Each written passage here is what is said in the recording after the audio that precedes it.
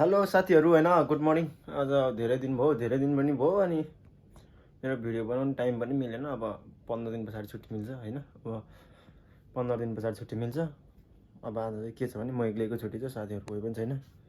अब एक्लै भए पनि आज चाहिँ त्यो टक्क लाएर स्पेसल बनाएर खाऊँ कि भनेर गरेको बिहान बिहान।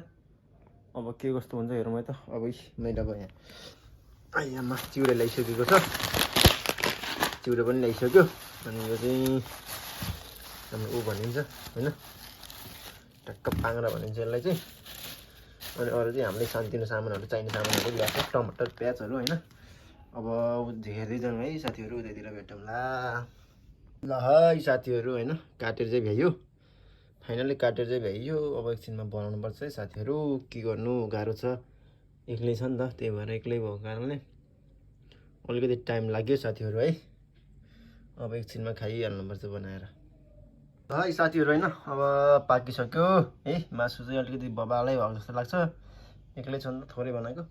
अनि यता चिउरा र काँक्रो हाल्छु कि, अनि एउटा यो पनि यसो खाइदिउँ भनेर ल्याएको।